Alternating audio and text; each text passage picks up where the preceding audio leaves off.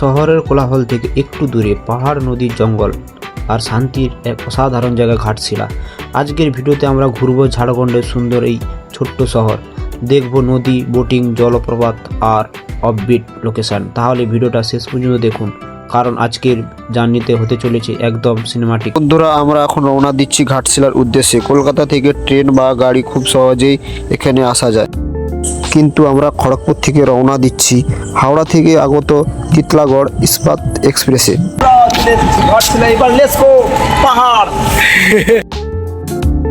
Train থেকে নেমেই প্রথমে আমরা একটি অটো বুক করলাম, তারপর আমরা গেলাম রামকৃষ্ণর মঠে উদ্দেশ্যে।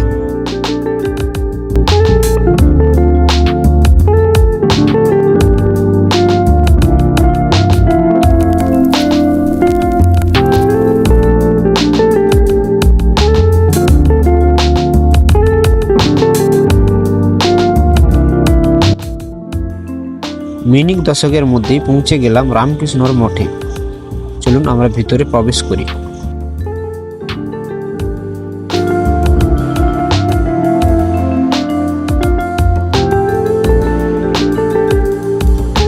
গার্ডরা বারণ করাতে রামকৃষ্ণদেবের মন্দিরে ভিডিওটা নিতে পারলাম না।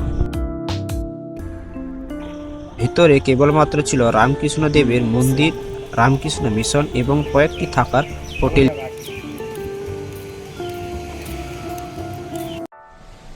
পরবর্তী গন্তব্যস্থল গৌরীকুঞ্জ।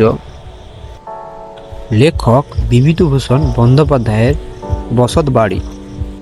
বাংলা সাহিত্যের এক অমর নাম বিভূতিভূষণ বন্দ্যোপাধ্যায়, যিনি শব্দের মাধ্যমে গ্রাম বাংলার সৌন্দর্যকে জীবন্ত করে তুলেছিলেন। আজ আমরা এসেছি তাঁর স্মৃতি জড়িত বসত বাড়িতে। ভিতরে ছিল চড়ুই বেদি, তার ধুতি ও পাঞ্জাবি, কয়েকটি রচনাগুলি এবং অসংখ্য ছোট গল্পের বই এবং অসংখ্য পুরস্কার। ভাবতেও অবাক লাগে যে মানুষ পথের পাঁচালী, চাঁদের পাহাড়, অপরাজিত আরণ্যকের মতন অমর সৃষ্টি উপহার দিয়েছেন, তিনি জীবনে অনেকটা সময় কাটিয়েছেন এই শান্ত পরিবেশে। দায়িত্বের ভিড়ে হাসিটা আজকাল অনেক কষ্টে আসে, তবুও ভিতরে সেই ছোট্ট মানুষটা এখনো লুকিয়ে লুকিয়ে স্বপ্ন দেখে। মনটা বাচ্চা ভেবে বড় হওয়া সত্ত্বেও ছোটদের মতন ছোটাছুটি করে, ঠিক চাঁদের পাহাড় শঙ্করের মতো। শঙ্কর যেমন বলেছিল, মা পৃথিবীটা খুব বড়, আমি শুধু এই গ্রামের মধ্যে আটকে থাকতে চাই না। সেইভাবে আমরা পৌঁছে গেছি চাঁদের পাহাড়ে।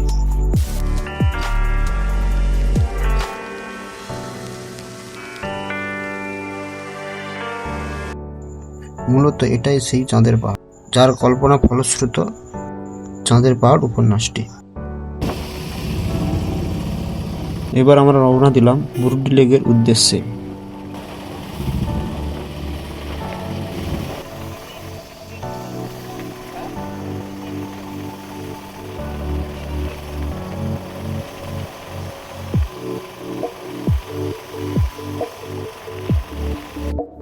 চারিদিকে শুধু সবুজ পাহাড়, গায়ে মেঘের ছোঁয়ায় আর ঘাস ভরা মাঠে হাওয়ায় দৌড়।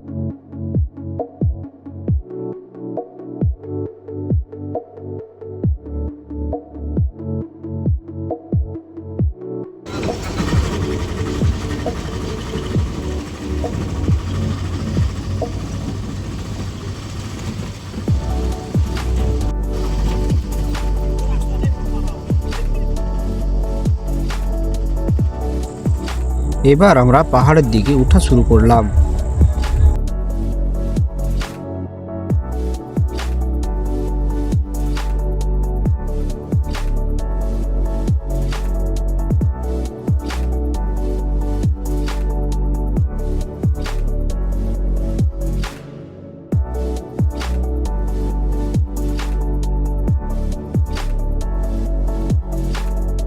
পাশেই লেক, এখানে দোকান, আর পিছন দিকের ভিউটা এরকম। এটা ক্যামেরায় খুব যেমনটা ক্যাপচার হচ্ছে তার থেকে অনেকটা বেটার দেখতে পায় চোখ। এবার আমরা লেকের দিকে নেমে যাচ্ছি। ভিউটা দেখুন জাস্ট।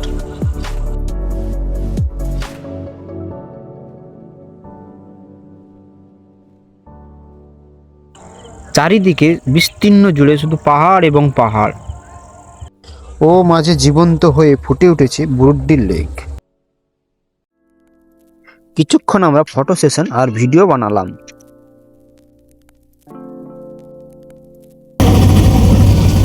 ভালোবাসা চলছে এখানে, তার রাগ সে ভাবাচ্ছে। ওহ মাই গড। প্রথমের পথটা সোজা মনে হলেও একটু উঠতেই বোঝা যায় পাহাড় কখনো সোজা নয়। পাথুরে রাস্তা, কাঁচা পথ আর মাঝে মাঝে দুর্গম পরিবেশ।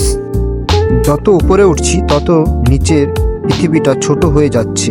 সবুজ গাছ, ঠান্ডা বাতাস আর পাখির ডাক। মনে হচ্ছে শহরে সব ক্লান্ত কোথায় হারিয়ে গেছে।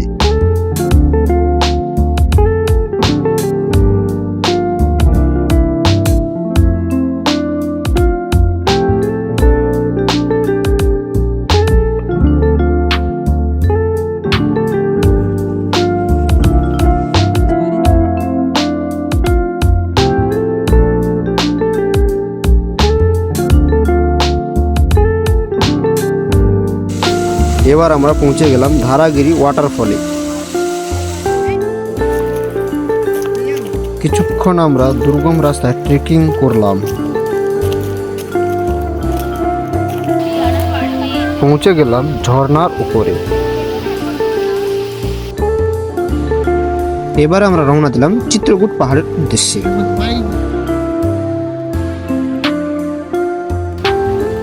আমাদের পরবর্তী দর্শনীয় স্থান চিত্রকূট পাহাড়।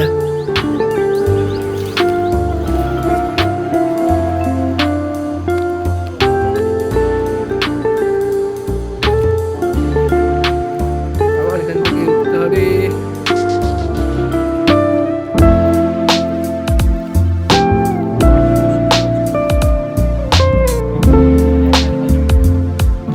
ऐसे निकल আছে।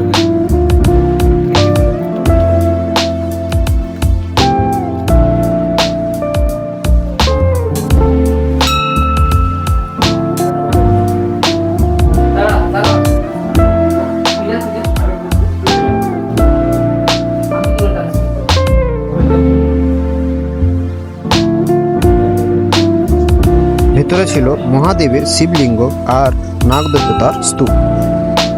হর হর মহাদেব।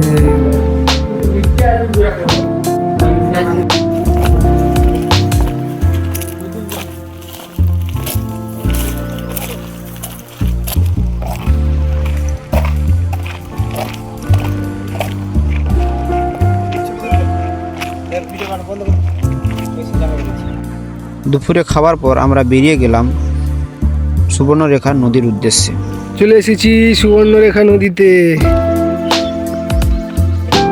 সুবর্ণরেখা নদী মাঝে মাঝে পাহাড়ে পাথরে ভর্তি, মাঝে মাঝে জল বয়ে যাচ্ছে, স্রোত আছে অল্প। দারুণ লাগছে দেখতে এই জায়গাটায়। এই জায়গাটা একটু জঙ্গল মতো আছে, ওই দিকটায় পরিষ্কার আছে।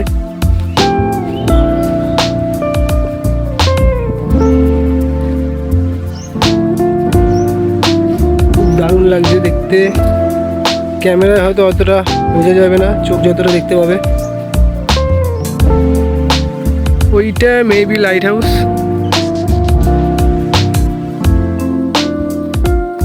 দিকটায় মেবি ওইটা অব্দি যাওয়া যাবে।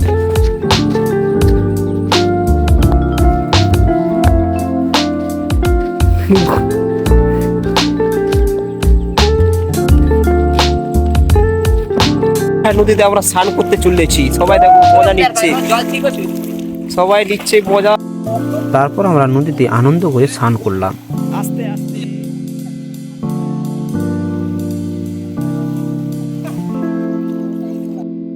তো বন্ধুরা, যারা ঘাটশিলাতে আসতে চান তাদের জন্য ছোট্ট কিছু ইনফরমেশন। তো কিভাবে আসবেন? প্রথমত হাওড়া থেকে স্টিল এক্সপ্রেস এবং ইস্পাত এক্সপ্রেস পেয়ে যাবেন। এছাড়াও সাঁতরাগাছি মেমো ঘাটশিলাও পেয়ে যাবেন। বেস্ট টাইম অবশ্যই আপনারা আসার চেষ্টা করবেন বর্ষাকালে এবং শীতকালে, ভালো ভিউজ পাবেন। Must visit. সুবর্ণরেখা নদী, Dharagiri waterfall, Burudi lake, Phuldungri hill. এছাড়াও রয়েছে বিভূতিভূষণ বন্দ্যোপাধ্যায়ের বসতবাড়ি ও রামকৃষ্ণর মঠ। তো বন্ধুরা, এই ছিল আমাদের ঘাটশিলার ট্যুর। ভিডিওটি ভালো লাগলে লাইক করো, কমেন্ট করো, জানাও তোমাদের ফেভারিট মোমেন্ট কোনটা ছিল। আর এমন সিনেমাটিক ব্লগ দেখতে গেলে চ্যানেলটা অবশ্যই সাবস্ক্রাইব করো। তো দেখা হচ্ছে কোনো এক নতুন ব্লগে।